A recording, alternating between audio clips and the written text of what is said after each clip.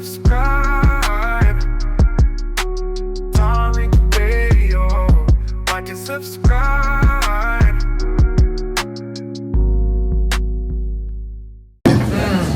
Us. Oh, I'm black. Oh, black people. Nobody gives a about that. Kill that shit. Either you got a good business or you don't. All that shit, don't nobody want to hear that shit. That's a hustle. Support me because I got a black business. Is your restaurant clean? Is the food good? Do you got consistent cooks? Is the material your good? Stop doing that. Oh, you support the white people? No, I support consistency, baby. Yeah. Talk about what color you is. I'm gonna spend my money. That paper, I'm gonna spend them deals where the I want to spend it at. Whether it's Porsche, Ferrari, Lamborghini, I'm gonna do what the I want to do while I'm here. But I'm gonna tell you one thing: I ain't gonna be finessed off some black shit. But one thing about it, 70% of you is not going to make it. I'm not no fake ass motivational speaker that talk this dumb shit. I'm the #1 nigga in the country. You know why? Y'all seen me come out of the penitentiary. I make millions and I make millionaires, baby. You understand me? I come from the ghetto. All right, what's up? I'm in the building. I'm in the building. I'm in the building. Round of applause to you. What's going on, fam? Time for that tap in with Tariq. I am Tariq. Glad to have everybody in here, ladies and gentlemen. We are in the building. I have not been on in a couple of days, but ladies and gentlemen, I am here. They've been wondering where I've been. I'm here. What's going on with the fam? Well, we gonna chop it up like we always do, ladies and gentlemen. Before we get started, y'all know how we get down. Let me shout out some of the regulars. Before I do that, let me have y'all retweet me. Let me have the family give me a nice fly retweet. Everybody give me a good retweet. And let me start shouting out some of the regulars up in the building to show them some love real quick. We got King Daniel, we got Sherm, we got Seneca, we got Basquate, Chill, Ivy, Breeze, Zuri, Court in the building, Angela, Myron, Hakeem, Trelly, we got FBA Chuck, we got Kareem, FBA Town Business, Ice Cold, Ty Simbi, we have Jalan, we have Sir Mike Sweet Sage, we got D, Renee, we got Ty Powell, we got Grinds TV, Gabriel, Rashonda, Brother Marcel, Black Alpha in the building, Brother Nas in the building, the Tethernator in the building, Miss Yoshi G in the building, FBA Furball in the building. Everybody's in the building. Shout out to you guys. And again, give me a retweet to let everybody know we're here. We almost got 500 people in the first 30 seconds. So that means it's going to be a good run. It's going to be a good run today. I am in right now. I'm in the beautiful, beautiful city of New Orleans, ladies and gentlemen. That's why I haven't done a live in a couple of days. I've been in New Orleans, just kind of adjusting to the time and flight and the travel. Out here with the family, kicking it. You know, New Orleans is one of my favorite cities. Love New Orleans to life. Absolutely love it out here. Having a great time so far. Where are my New Orleans people? We got any New Orleans people in the building? If we got some New Orleans people in the building, raise your hands. If we got New Orleans people in the building, raise your hand. Love it down there. Love the hospitality. You drive around New Orleans and people sitting out on their porch waving at you. I miss that. I love that energy. So you can't really do that in LA like that. You wave at the wrong person, you know, you might get blocked in by some other cars. You can't really do that. But out here, it's everybody's waving. It's a family vibe. New Orleans is a beautiful, beautiful spot. I was looking for where my New Orleans people. I was looking for like one of those herbal shops where you can get like herbal drinks and herbal medicines and things like that. Where are those shops out here? Because you got a lot of white people who got so-called herbal shops, but ain't nothing in them. They're like low-key dispensaries. I don't want that. Something like the Dr. Sebi stuff, or others. I can't find a shop like that out here. Um, every time I look, it's some old bullshit.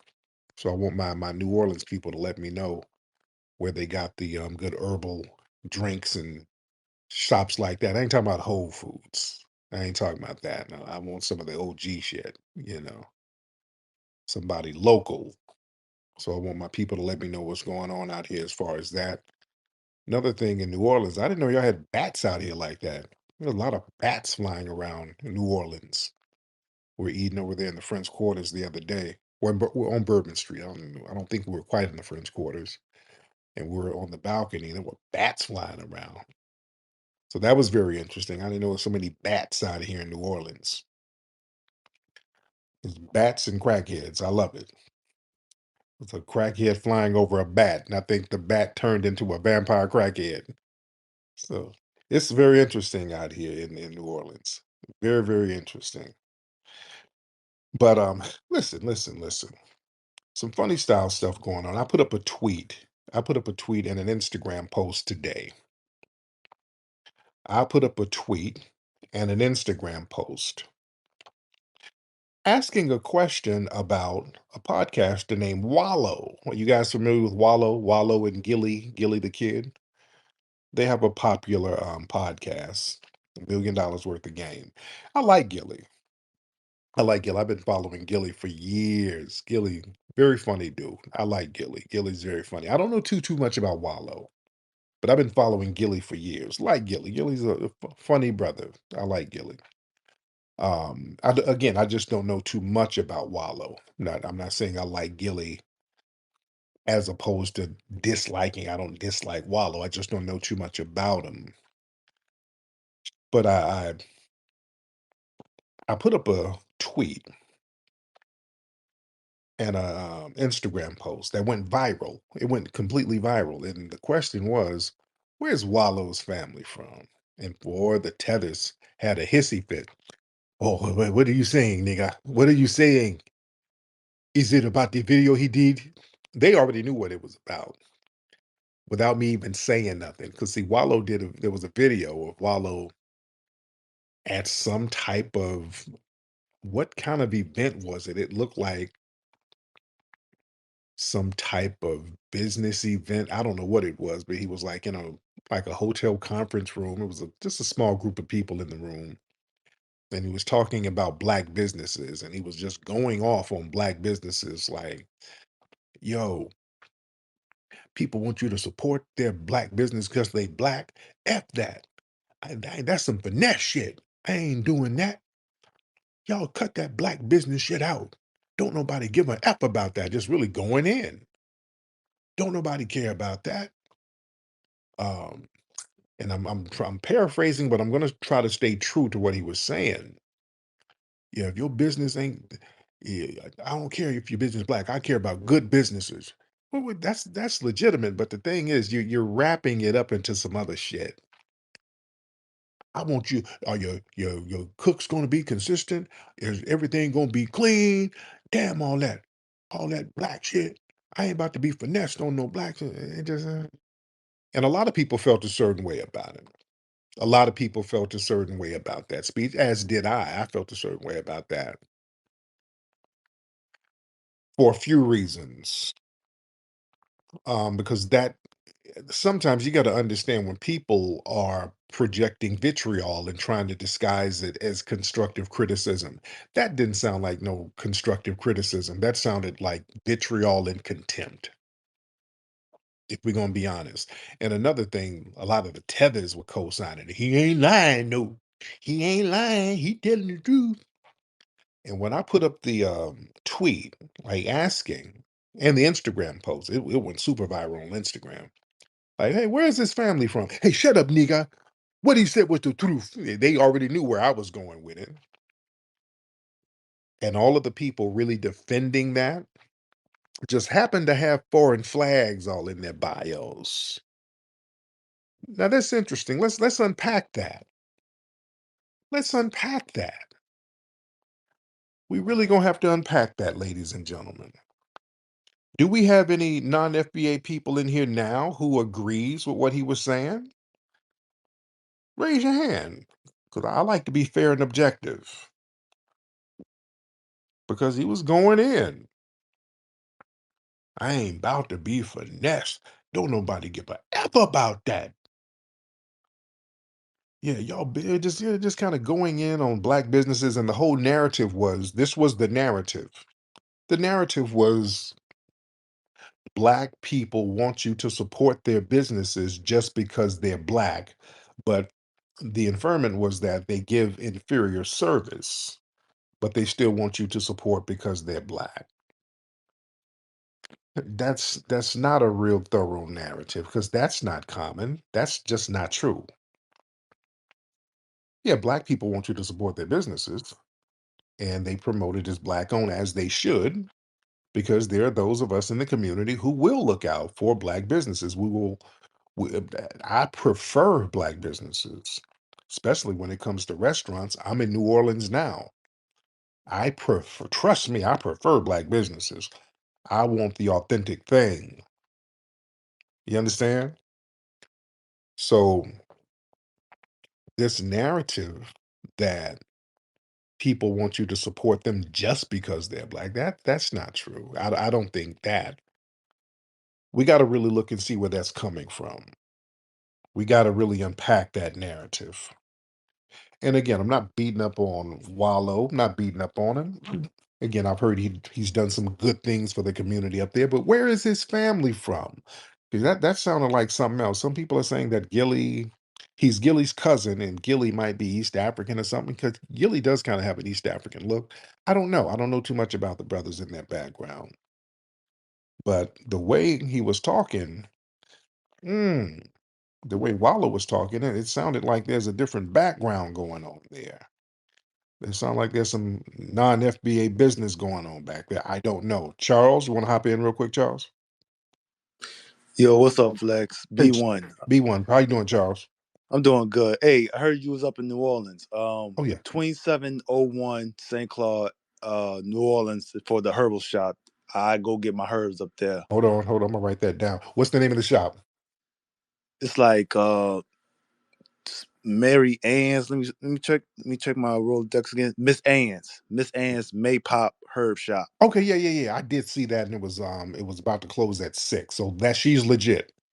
Yeah, that's where I got my herbs from. So I don't know how you like it, but when I went up there, a lot of the herbs that I wanted to purchase was like damn near gone. So Okay. you can try and get yours over there. Yeah, I'm gonna holler at her tomorrow because I saw her on the list because I was kind of Googling, and there was one shop that it looked like it was black owned. It was a bunch of white boys in there selling weed and some bullshit and some gummies. I'm like, oh, this ain't what I want. I mean, but thank you, Charles. I'm gonna look out for Yeah. that. Oh. Oh, Charles, I was pushing the button on you, brother. But listen. Let's talk about this Wallow thing for a minute, and why tethers were co-signing that nonsense. Boy, the tethers, which is real ironic, the tethers were really co-signing that, and they were upset with me for even questioning his background. Boy, they got so offended. How dare you, nigga? How dare you question him? But let me tell you something. Let's be real. There's a lot of people who got this um, harsh critique. They overly critique black businesses. Let's understand why they're doing this. This ain't tough love. A lot of times, man, there's a colonized mindset towards black excellence. A lot of people, they've internalized the idea that anything black, especially black American, is supposed to be inherently inferior. So when a business is black owned, they subconsciously expect failure. And then you know what people do? They'll magnify any flaw and then just run with it, because you already going in there looking for a flaw. So if you go into a black business, everything is cool, and there's an empty ketchup bottle on the table. Oh, see this shit right here. See, goddamn, see this here. Why I don't be rocking with black businesses. See this shit right there? Yeah. Okay, you're just kind of magnifying a flaw based on the inherent bias you came in with. You understand? And also, there's this proximity aspirations to whiteness. There's a lot of people, man, upward mobility is often associated with aligning themselves with white acceptance. So, harshly criticizing American business becomes a way to distance yourself from the stigma of being black in America to a certain degree. So any black brand, again, you're going in with an inferiority bias to it. Whereas a white brand, you just because it's white, you give them 75 extra points just off the rip. Family, did y'all see this video of this sister, quote unquote? She got approved. I don't know, was she financing it or whatever, but she got approved for a Hermes bag. And she was bucking her damn eyes. I know y'all seen this video because it went viral. She got approved for an Hermes bag, and she's just a bucking her eyes, rolling around on the floor. Oh Lord, thank you, Jesus. Oh Lord, thank you. Oh yes. It was like very embarrassing. Very embarrassing. So we got to understand the mindset that a lot of people have when it comes to business brands. Because a lot of folks, man, what they'll do, they'll project their personal shame, especially the tether class. A lot of them feel shame and resentment towards their own cultural displacement. So they'll heap this vitriol on black businesses so they can deflect from that internalized shame that they have about themselves. That's why I like to see what are people's background, because I know a lot of tethers are always very critical of foundational Black American owned businesses and institutions. And I'm telling you from experience, when we got the Hidden History Museum, the people hating on it were tethers. And that shit was nice, but the tethers were hating very hard because they're embarrassed that we were able to get something out of the ground, out of the grassroots, that they couldn't do in their homeland. And there's like a gazillion of them. They couldn't even get a toilet together, and we got a museum popping in a little over a year from the ground up. So they started to reap all of these weird criticisms of our institution. So I already know where that bullshit comes from. But the thing is, a lot of people like Wallow and others who try to overcompensate to appear objective. See, when black folks start over criticizing black businesses to appear like they're fair and non-biased, they think that being extra harsh is going to show that they're not playing favorites. But yeah, they don't apply the same objectivity to Arabs, Asians, or white businesses. They don't. They can sit up and pretend they do. They don't. I don't want to hear how bad a black business is, yet you go to the janky ass Chinese corner store, their shit ain't really popping like that all the time. You go to the Asian nail shop, they got buckets of water and a mop in the back. It's not a pristine place. You know, they do your nails good, which is cool, but it's with black businesses, boy, everything, the floor has to be swept, everything has to be in pristine condition for you to not shit on it, because the minute there's one little flaw, the black business gets shit on, and that we don't do that. I don't co-sign that. I don't co-sign that at all. And look, there's some people who do all of this stuff to be performative. They have a desire to please the dominant society, so they see like anti-black commentary as a way to gain approval from white audiences. So bashing black businesses, especially on public platforms, that's a sign of buffoonery to audition for the dominant society a lot of times because they understand that's what the dominant society want to hear. And let's be real, there's a lot of people who got an ingrained respect for white or non-black institutions, and they simply don't give them the same criticism. You don't. I don't want to hear about how black businesses ain't doing this, black businesses don't be doing that. Listen, family, I want y'all to listen to me. Y'all asses go to McDonald's. McDonald's messes up your order every goddamn time you go. All right. McDonald's, their ice cream machine never works. They're infamous for not having the ice cream machine working in many locations. They mess up your order. They don't put the right amount of fries in there. They mess your order up all the time. You still take your ass back to them. All right? Let's stop it. Every single one of you, you done been to McDonald's, they done messed your damn order up multiple times. And you know it. I had McDonald's mess up one of my orders a week or so ago. I had a fillet of fish and they didn't put the shit in there. You go to Popeye, some of they misplace your shit, don't put it in the bag. They do it all the time. You go back. Now, if a black restaurant, they don't put enough forks and spoons. Oh man, but I ain't never going back to this bullshit. What? Hell no, nigga. Hell damn, nigga. Let me write me a Yelp review about these niggas. That's something else. That's something else.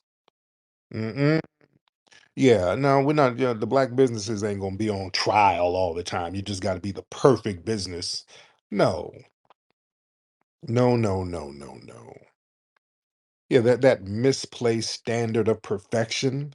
Yeah, black businesses, you expect them to be flawless from day one with limited resources. That's the thing. They get limited resources. While white businesses and Asian businesses and others, they can go through trial and error.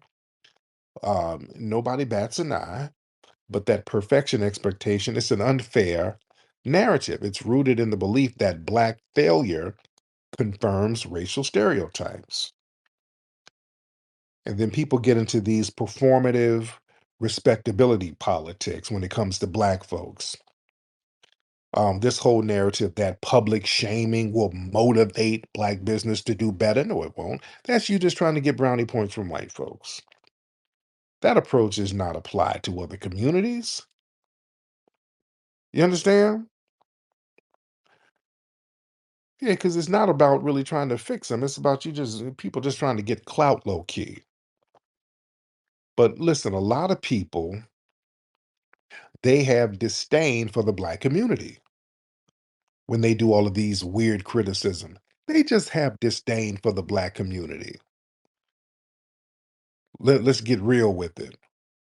Notice a lot of these people who get on social media and their whole shtick is tough love to the black community. They just gonna talk a gang of shit about how the black community ain't worth a damn, black businesses ain't worth a damn, the black community is lazy, all these people with all of these critiques about the black community.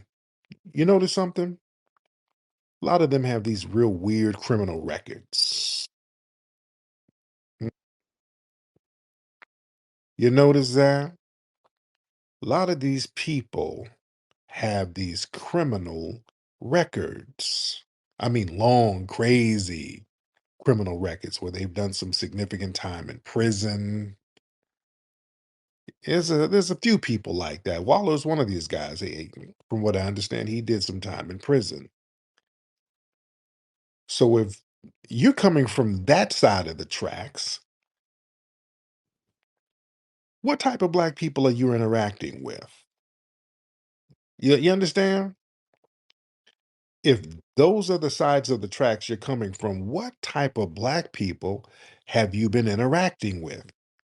You've been interacting with cutthroats and scammers and the dregs of society. So that's the lens you're viewing black society under. You understand? And that's not the totality of black society. I always question when people look at black society from the lens of criminality. Usually these are people who are criminals themselves. You understand? Who are career criminals, who's been doing bids here and there. That's all you know. You don't know anything else. And a lot of that is projection. You're projecting your limited scope of what black society is. So you're coming in with an inferiority bias because you already feel a way about black society. In your mind, everything black is poverty, crime, prison. Everything is already negative. So if you go into an establishment where somebody's kind of getting themselves together, you're going to go in there with some psychological disdain for that. You understand? Let's see what that shit is really coming from. That ain't tough love. That's a lot of anti-black resentment under the guise of you just being honest. That's a lot of projecting of self-hate. You're projecting onto some of those businesses. And there's a class and cultural resentment too, because people like Wallow, who has quote unquote made it, I'm assuming he's doing pretty good now with the podcast. Didn't isn't there podcast associated with Barstool, which is white owned from what I understand. I don't know too much about it, but from what I understand, they got to deal with a white owned company. So he's doing his thing with that. But there's cultural resentment because now white folks put you on, and now you have a big platform to show your resentment for black society, who you felt couldn't do anything for you. You see, so it's not really about bad service or good service. It's all about disdain for black society because these people start adopting these white supremacist talking points. Um, this whole narrative, black businesses are lazy, unorganized, and inferior. And you parrot this nonsense under the guise of honesty, is rooted in anti black resentment. And it's easier to criticize than build. Because here's the thing, a lot of these people who are always criticizing the black businesses, they don't really have a track record of building businesses or improving anything themselves. You don't have a track record of that. So going in on black institutions and entrepreneurs, that's like a lazy way to feel superior without really contributing anything constructively. Yeah. And a lot of these people, they feel kind of insecure about their own legitimacy. Because, see, a lot of people had to achieve success through assimilation or co-sign from non-black gatekeepers. A white person had to put you on. So a black person putting themselves on, getting it out the mud, that shit, you kind of resent that. So let me tear him down. White daddy gave me a big platform, so let me shit on them. Huh? Let's be real. We got a lot of criticism from the tether class, especially when we got the Hidden History Museum. We got a lot of weird criticism from them.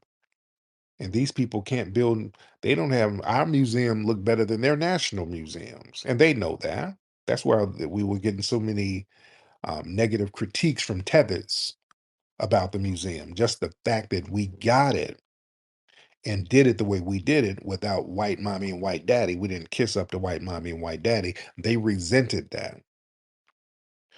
And let's be real, man, there's a lot of folks out here who see critiquing black society as a brand strategy. This whole thing, I'm just going to be completely honest, or I'm going to keep it real, I'm going to keep it 100 and tell black folks they ain't shit. That's a brand strategy. That's a hustle. You have a lot of these people who get online and their whole job is to sit here and talk shit, how black society ain't this, black society ain't that, black businesses ain't that. They know that white people will click on those videos real fast. White people like to hear that bullshit. That's why they do it. And they get a lot of clicks for it. You see, that's all that is, being contrary to black society for the white gaze. You see? And this whole thing where they try to pretend condemnation is constructiveness, it's not. It's just deep disdain. No grace, no nuances. Um, Trying to scold the black community and black businesses. And look, here's my thing. I didn't, I'm, if I've been to many black businesses and I go out of my way to promote and patronize black businesses. Are there some janky black businesses there? Of course. I've been to black businesses that were janky, that gave bad service. I remember down in Atlanta not too long ago. Now, I don't like to put, I'm not trying to shit on business, but the old lady gang, they started off good. The last time I went, it was just the service horrible. It was so bad I just left. Yeah. And there have been a lot of people critical of the old lady gang restaurant down in Atlanta. The customer service there has just gone in the tank. But that's not on some, oh, these black businesses ain't shit. Oh man, damn, a black business, black business. No, no, no, because in Atlanta, there's more black businesses to go to that's going to be perfect, which is what I did. You got so many others down there to choose from. So that experience there is not going to shape my view of all the black businesses there. And if anybody does that, that means they've already had disdain, and their experience with that one restaurant just confirmed the stereotypes they've already had. Truth be told, listen, black businesses, for the most part, are not run raggedy and shabby. You know why? Black businesses aren't allowed to be raggedy and shabby. They're just not allowed to. Let's be real. Let's be very, very real. Black businesses are already extra scrutinized from the rip. We're not allowed to run our businesses raggedy like the Asians and the Arabs. See, the Asian folks, they can get low scores from the health department over and over again. They got the a poster of the letter D up in the window. They got a D rating and they can run their business for 20, 30 damn years. Black businesses, we ain't allowed to do that, and you know it. We got to be on top of our game. We're overly scrutinized. We're overly penalized. We're overly monitored. We can't run raggedy black businesses. We can't. That's why I'm like, miss me with this narrative. There are not a lot of black businesses out there just giving shitty service because, number one, they're just not going to be around. They'll cancel themselves out. If there's a black business that's doing halfway decent, that means they're doing something right in there. Because if they are not, too many things are going to kill them. Too many things are going to knock their businesses off. Number one, heavier government scrutiny, code enforcement. The city inspectors are always on black business owners' necks. Code enforcement, the licensing boards. We're dealing with that in LA. We got shit popping up there at the museum, and all of a sudden they hit us with we need some special permits and special licensing, and that just kind of deaded a whole bunch of shit. So yeah, I'm telling you from experience, little minor factors that can result in citations, fines, shutdowns. Non-black businesses are allowed way more leniency. I don't want to hear about how great the Asian businesses are. Dude, the Asian businesses, the Arab businesses, they have all types of illegal shit going on in there, and everybody knows it, and nothing is done about it. They don't get shut down. They don't get fined. Those Asian spots be having hoeing and tricking and all types of shit going on in there, and they've been around for decades. They got all types of illegal shit. Folks are selling fentanyl out the back door, some of these spots. Come on, man. They're not getting criticized like that. Some of these Asian shops, they sell you shit that ain't even meat. You don't know what it is. It's not chicken or fish. You order some chicken and there's some real mystery meat on there. There's been shit, especially in New York. I've seen videos of people from Asian restaurants, some of the workers going outside getting pigeons and then sneaking in the back in the restaurant. Y'all seen them videos before. Y'all seen them damn videos. They're going out there getting pigeons out the back and then going back in there. Your order ready? Miss me with all that. Come on now. And then you want to shit on the black business because, yeah, they might take a little longer to make your barbecue sandwich. Okay, yeah, but the barbecue sandwich is going to be good. Yeah. Also, with black businesses, man, you can't be on the bullshit. You get police surveillance and intimidation. A lot of black businesses are likely to have law enforcement presence around their locations, especially in urban areas. They were doing that with Nipsey stuff. They didn't send all types of undercover ops to the Hidden History Museum. We didn't have undercover cops, federal agents, federal informants lurking around, people vandalizing the shit. People pulling up in with cars with strange strange license plates, vandalizing the shit. We get all types of stuff as black business owners that other people don't get. So we have to be on our P's and Q's. Also, higher insurance requirements and denials.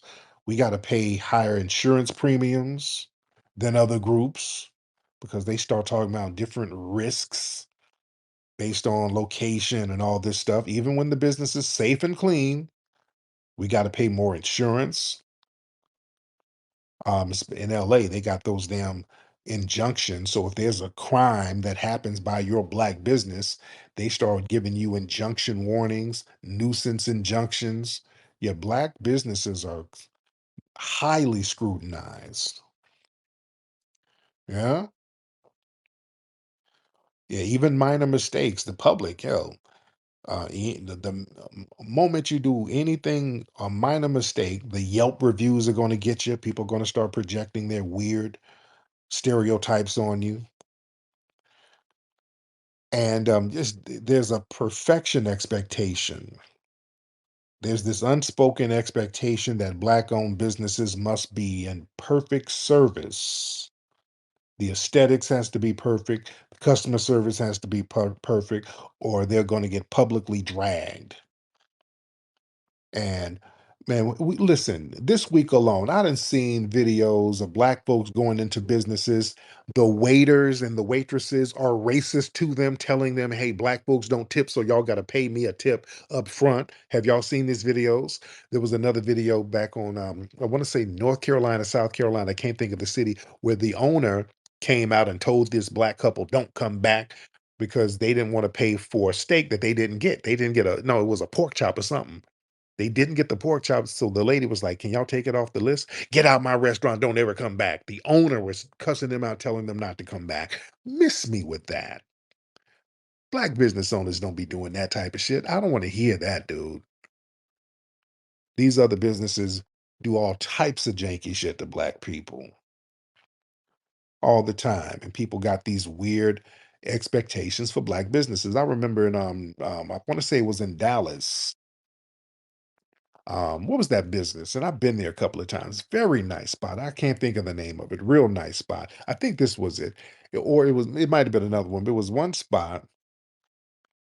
It was a very nice black owned restaurant. And these hood rats were in there dancing all on the tables and twerking on the chairs. And the owner, the brother was like, hey man, can y'all just chill out? Can y'all please not dance on the tables and chairs? Can y'all just yeah, y'all leaning all on the glass and y'all know that's dangerous. So just chill out. Kind of conduct yourself. The brother had to come out and give a speech to tell people to chill, and then they got mad at him. How dare you? Why you gonna play trap music if you don't want nobody twerking? Now they don't do that to white businesses. People don't do that to a white business. So again, the black business, they're supposed to give good service, and then they're supposed to let you act any damn kind of way. So no, I don't believe in having these weird expectations on black businesses. Yeah, because there's fewer second chances from the public. A black business that has one off day or they make a customer upset, they're just going to be blacklisted entirely, and that's not a good look. And listen, a lot of black businesses, man, many of them they become unofficial community hubs. So a lot of black businesses are monitored by them alphabet boys for activism or political influence, and that just that brings a lot of scrutiny to them. You see, so you got to watch these folks who got this weird critique of black businesses, particularly foundational black American businesses. And here's the irony. Again, a lot of the tether class were the main ones talking about, well, Wallow, he telling the truth. And he telling you why y'all get mad because he telling the truth about black business. Look, you want to be honest, you want to tell the real truth. The only businesses that are consistently janky, that are allowed to be janky for a long time, are businesses run by tethers. If we want to talk about quote unquote black businesses, dude, a lot of the African and Caribbean stores. are run janky as shit. Do we want to be honest with it? Come on now. Do we really want to go there? Y'all know there's a janky little Jamaican spot in your town, a little shabby shack with horrible customer service. The food is good because usually the food is good. But yeah, that's like that goes with the territory, a Jamaican spot with horrible customer service. Most of them, you don't even have sit down areas. It's all takeout, janky, and people like it. It's what it is. The food is good though, so it's what it is. But I think a lot of the criticism is for the foundational Black American restaurants. It's really on us. They don't criticize the Jamaican spot like that. You don't criticize the Nigerian spot like that. All the Nigerian spots, the little Nigerian restaurants are. I'm not trying to be mean, but they're janky. All of them. I've never seen a pristine Nigerian spot or really a Jamaican spot. There's a few. There's a few cool, like in the grill and places like that are pretty thorough. But generally, no. But people don't trip like that. But it's all this criticism for the FBA owned one. When it's the Foundation of Black American, all of a sudden, boy, it has to be like the Taj Mahal. Just everything has to be top notch. Ah, because see, with the immigrant run spots, the expectations are already low. So you go in knowing that it's just not going to be an A1 5-star place. So in fact, I think a lot of people go to the Caribbean spots and the shabbiness kind of gives them the whole Caribbean experience. It's like, ooh, I mean, I feel like I'm in a shanty town. I feel like I'm on vacation in the slums right now while I eat here. It's almost an experience. So you kind of go in thinking of a third world country. So you're not expecting much. I'm not being mean. I'm just saying. That's why you don't see the people are not criticizing Ubuntu Nim at their little restaurants. You see? But with our restaurants, boy, it has to be in tip-top shape. So yeah, I don't like that extra layer of criticism for foundational Black American institutions. But look, I told you I went to this one. Um, it was supposed to be a Nigerian or African soul food fusion in DC. Because usually when I go to DC, I go to Georgia Brown. That's one of my favorite spots. Good shit, very good food. I usually go there. That's my go-to soul food spot, and some of the others there. But there was a spot next to my hotel that I just walked down the block and I saw it was like African and soul food fusion. I said, okay, let me try this. This was some straight bullshit. I don't know what that was. Yeah. It was some Africans in there who tried to tried to mix like jollof with collard greens, and it just didn't work. It didn't work at all. It wasn't working. And the restaurant had a smell. So yeah, I'm just not going to let people give us these weird criticisms at all. Let me get some of these folks in here. We got a lot of people in here, but we got a lot of people in this place. Red Cloud. Let's get Red Cloud, and then we're gonna get brother G Rich in the building. Red Cloud, what's up, Red Cloud? Mr. Red Cloud, unmute your microphone, sir. Since Red Cloud ain't saying nothing, we'll get G Rich. Hop on, G. All right, well, G Rich, there you go. G Rich, hop on. Come on. All right. So let's do this. Everybody who's ready, you raise your hand because I'm letting folks on and they're obviously not ready. So if you all are ready, raise your hand. All right. Margie's son. Yo, what's good, What's up, Tariq? Margie? How are you, brother? Oh well, hey, Margie's my mom, man. Margie's son. That's what I meant. Margie's son. What's going on with you, brother? Yes, sir. Hey, brother, I wanted to piggyback off of that Wallow conversation because I did put in your Instagram that his speech was top tier coonery.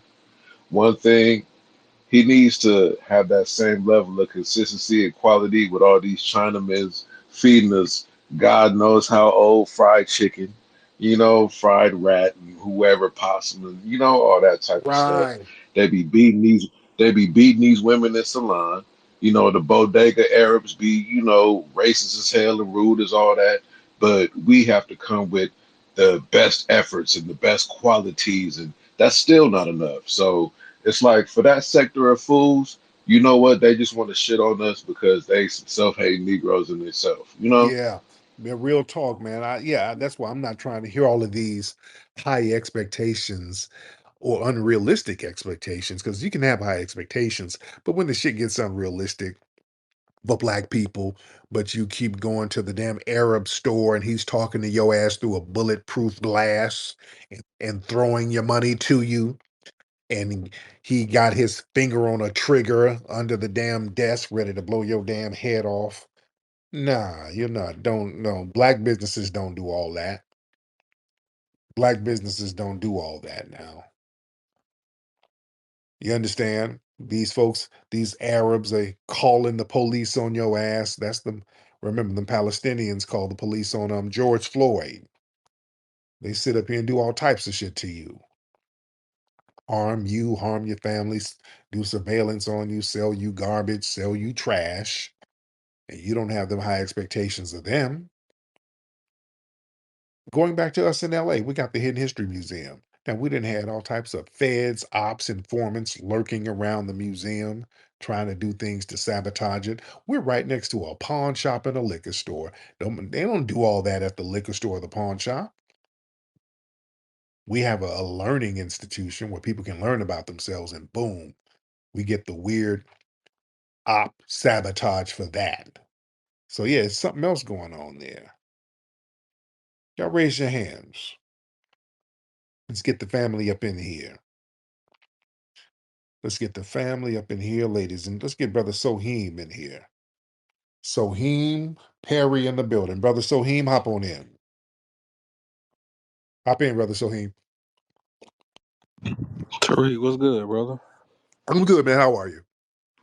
I'm good, man. I just wanted to say that that's why I call you the GOAT, because you always give interesting perspectives. As far as Wallow is concerned, I, I love to for somebody to get the info on his background.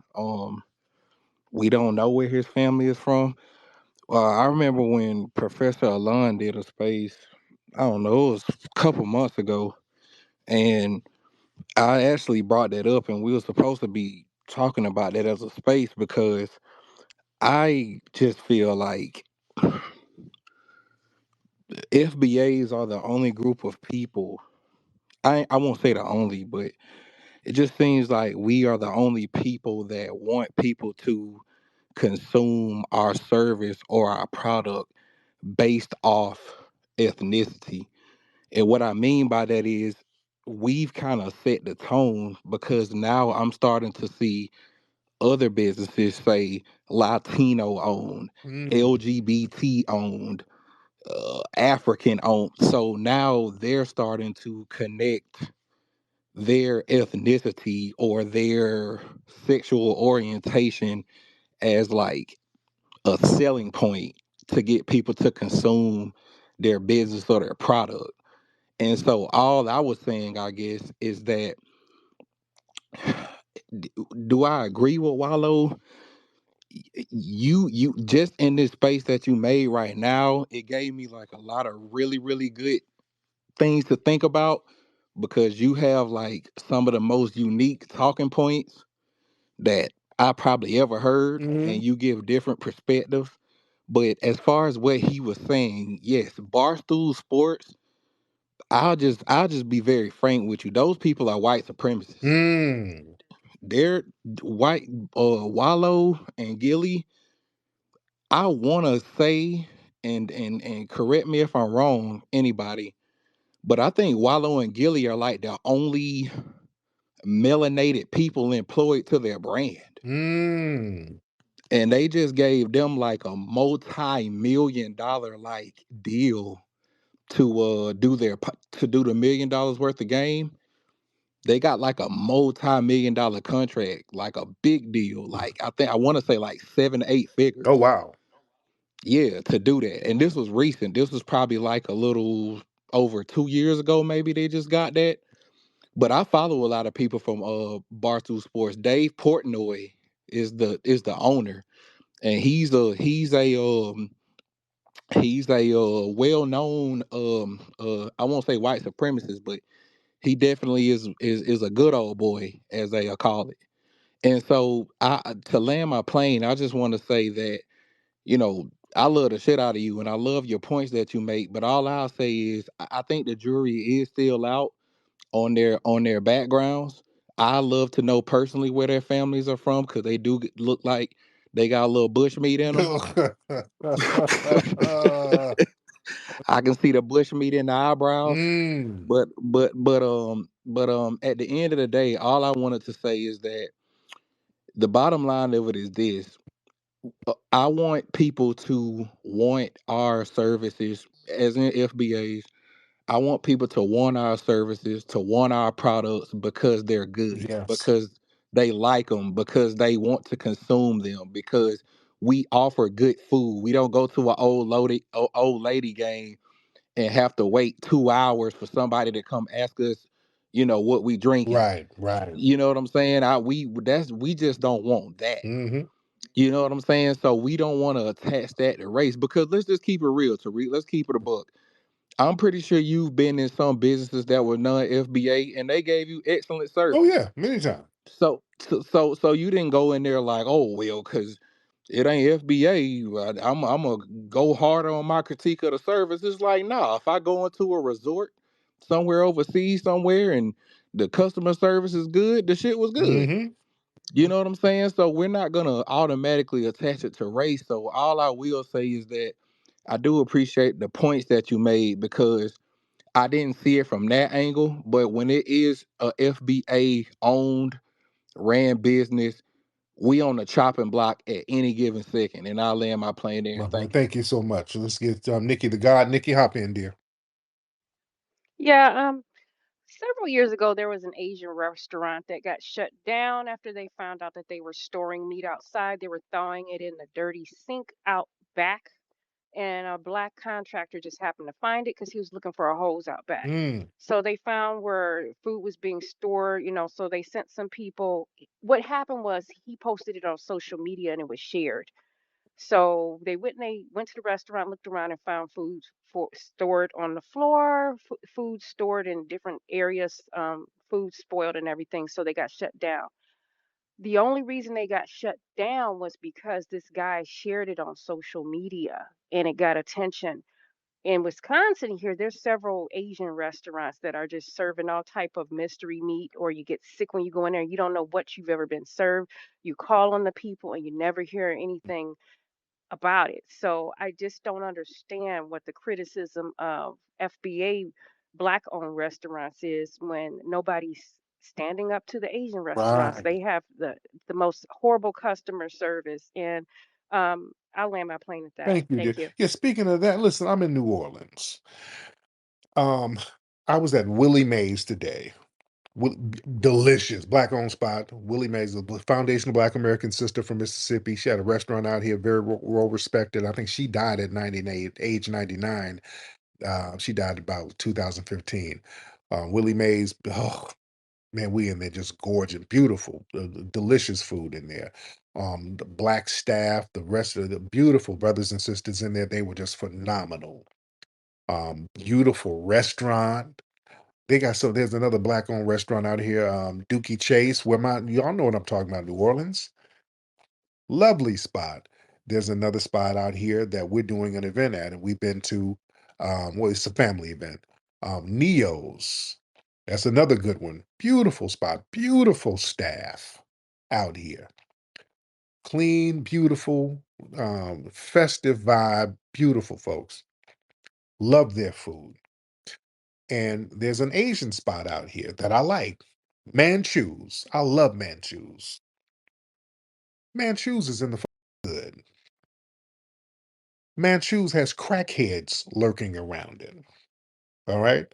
Manchus is like, how can I describe it? It's like a convenience store. Can you have to see Manchu? I can't even describe Manchus. My New Orleans people know exactly what I'm talking about. That is in the cut. It's like a liquor store slash convenience store slash trap house. It's a whole bunch of slashes to it. But there's a line outside of people lining up to go to Manchus. You're not holding them to no high expectations. The food is good. You just go and get it. It's some Asian folks who run it. And I was gonna go tonight, but the shit was closed. I'm like, damn. It's like a little you get to experience a little piece of danger, you know? So it Manchus is in the cut out here in New Orleans. Dude, last time I went out there was a crackhead transgender out there dressed like Vanity from Vanity 6. A big nigga dressed like Vanity. He had on some 1980s hoe clothes, but the nigga looked like Danny Glover in the face. Out there eating some fried rice in front of Manchus. That's what I saw last night. This is the environment, I'm telling you. You're not holding that up. People, oh, we gotta shut that shit down, Manchus. No. People still line up for Manchus. You still line up to get that damn the fried rice is bussin'. That shit is bussin'. But there's some danger to the place. You see? And nobody's critiquing them. See, that's what I don't like. You ain't critiquing everybody. All the black spots I went to, they have been in just tip-top condition. Just the picture of class out here in New Orleans. You know? And the Asian spot is like a movie. You see? And nobody bats an eye. So I don't like those weird expectations on the black businesses, but you don't have them for other businesses like that. I don't like that. Damn that. Nobody's critiquing these other businesses like that at all. Man, speaking of, what's with everybody with pit bulls? Everybody got a goddamn pit bull in New Orleans.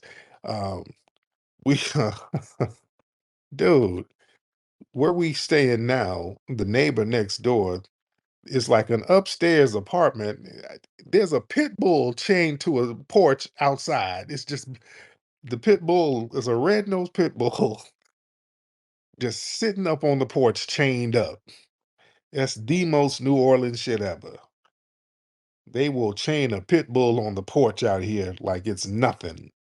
What is going on with these pit bulls chained up on the porch in New Orleans? It's like, can it look any more like a trap house? Well, you can spot a trap house a mile away out here, boy. Do y'all even try to hide it?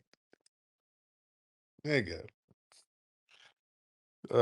Shout out to New Orleans.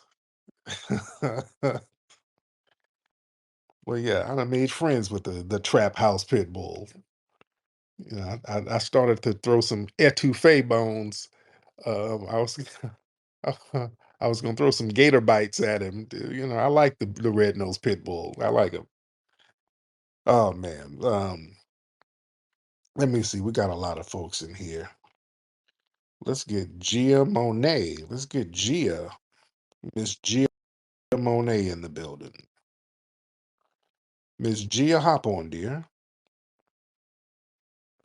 Hi, Tariq. Can you hear me? Yes, ma'am. How are you, Gia? I'm doing well. Thank you so much for asking. Another thing, I don't know if you talked about it, but out here in California, there's this place called Erewhon, which I'm sure that you know is like the Whole Foods, but even more elevated out here. They Hmm. just got condemned for having a cockroach infestation. Oh, wow. So yeah, it is. I posted it in the pill and everything, but that is like, on the level of a Bristol Farms, if not even more in terms of your luxury high end where they got like the $20, $30 smoothies and everything. Oh, wow. They had a whole cockroach and infestation in Santa Monica. The other one in over there out in Encino is known for having rats. Mm, So it's very interesting. And these are places that, if you go look it up, how expensive it is. Again, how you say this double standard.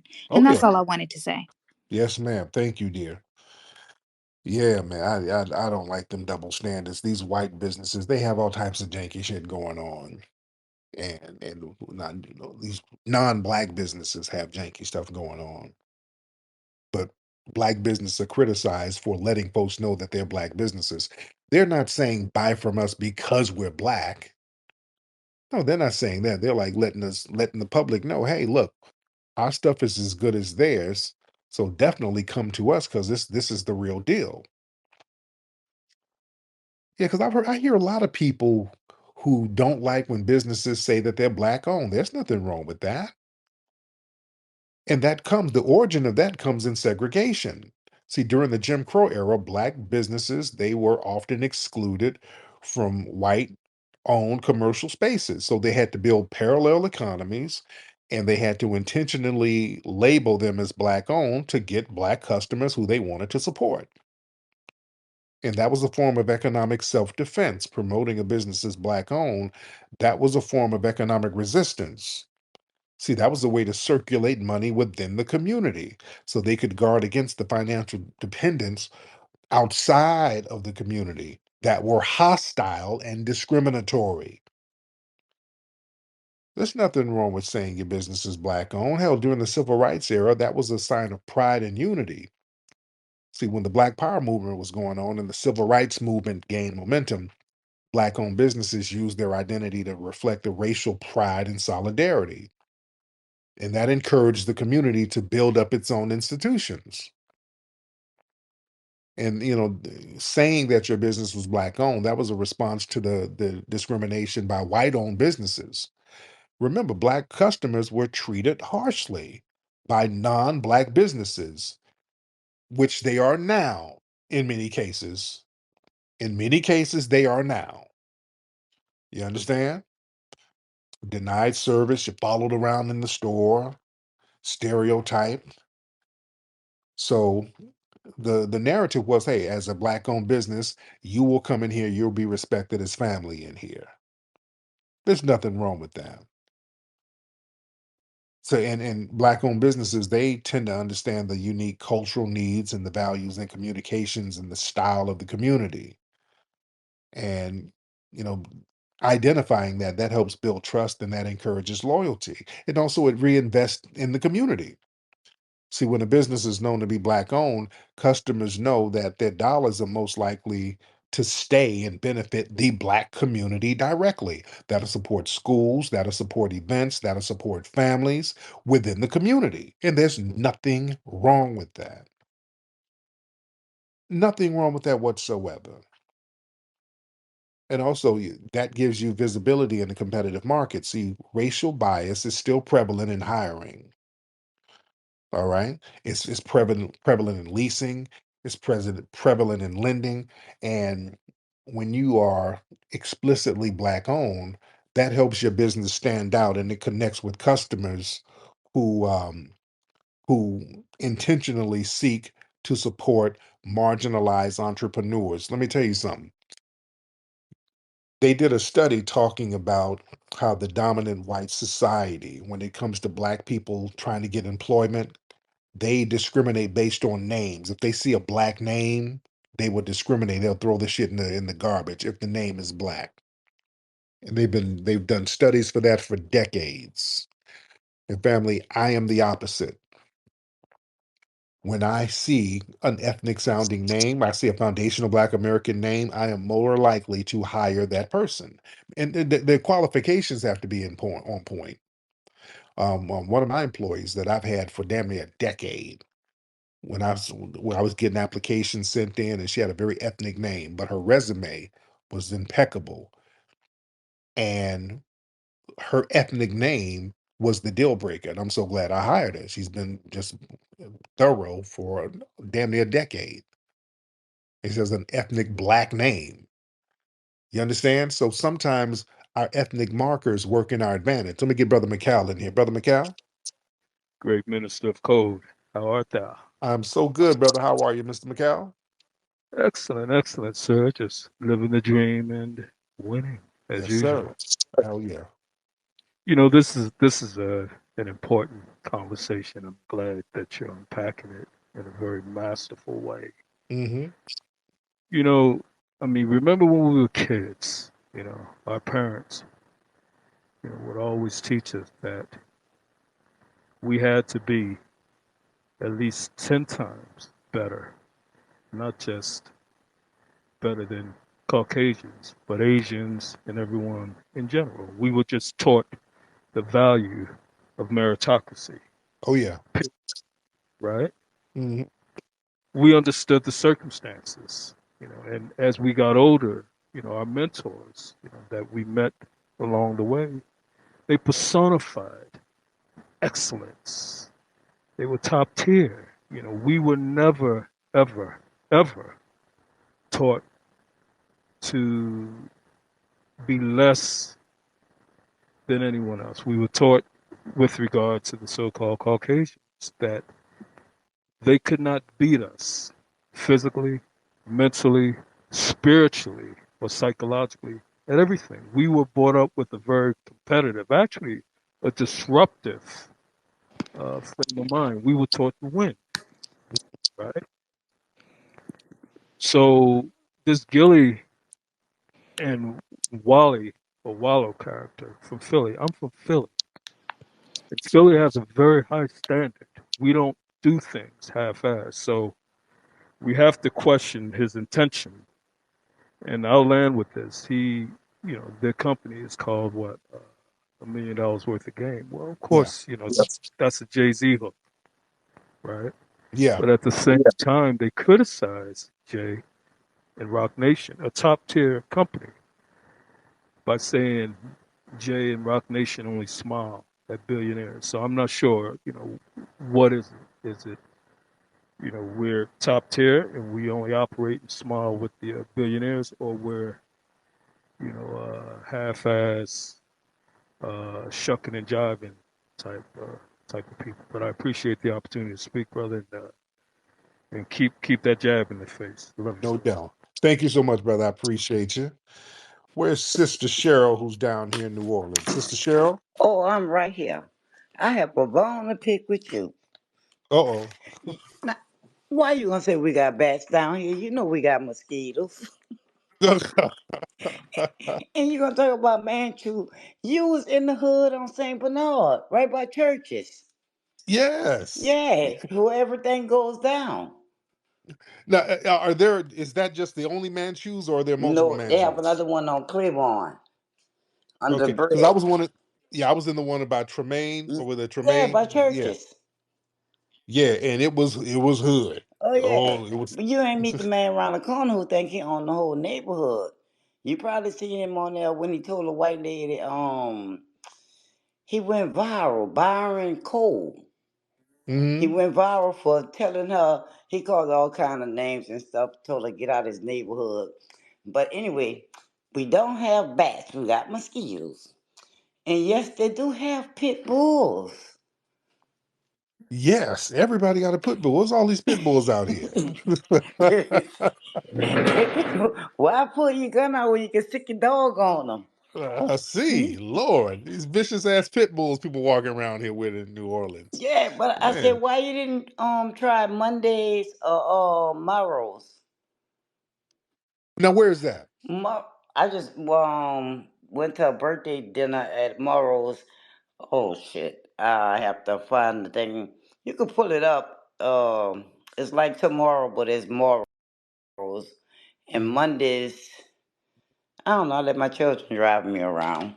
Okay, It's in a good neighborhoods though. It's in okay. a good neighborhoods, but if you can go to Matthews, you can go on Chef Highway to the black owned gas station, and the old lady and her daughters cook. And when I say they can cook, they can cook.